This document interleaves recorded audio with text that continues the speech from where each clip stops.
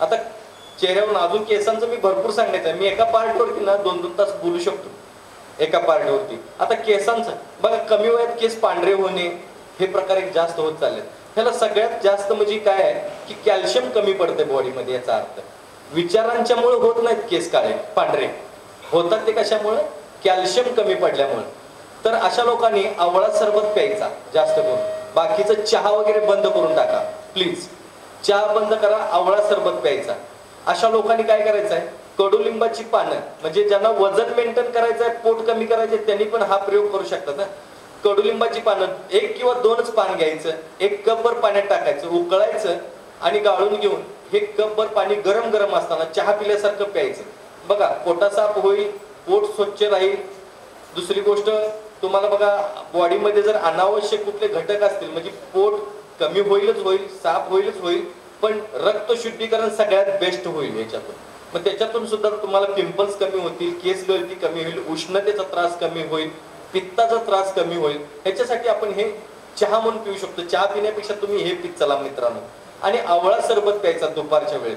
दुपारच्या वेळेत जर ताक भाकरी खालात तर कॅल्शियम खूप वाढतं, चांगलं राहतं, एनर्जी टिकून राहते. त्याही गोष्टी करू शकतात.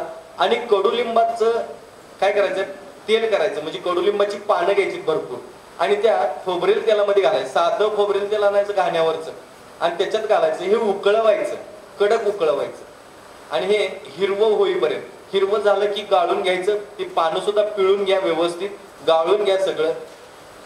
आठवड्यातून एकदा किंवा 2 वेळा हे तेल रात्री झोपताना लावायचं, सकाळी धुवून टाकायचं. हे जर केलात तर काळे केस बघा तुमचे एकदम छान काळे व्हायला लागतील, छान काळे राहतील. बाकी पांढरे सफेद झालेत ना, हे पण तुम्ही करून बघा याच्यावरती प्रयोग. तुम्हाला एका ऍप्लिकेशन मध्ये नाही जर फरक जाणवला केसांच्या बद्दल, तुम्ही सांगाल ते ऐकायचं. खूप चांगल्या चांगल्या गोष्टी आहेत. हे आपल्या पूर्वजांनी लिहून ठेवलेलं आहे बरं का.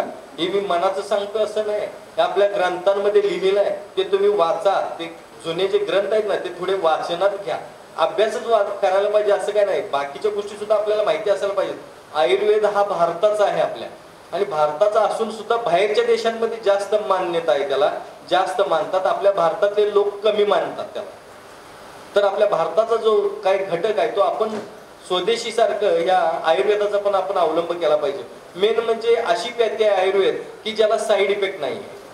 फायदा नाही झाला तर नाही राहू दे, पण तोटा मात्र नक्की होणार नाही, हे मी सांगून ठेवतो तुम्हाला.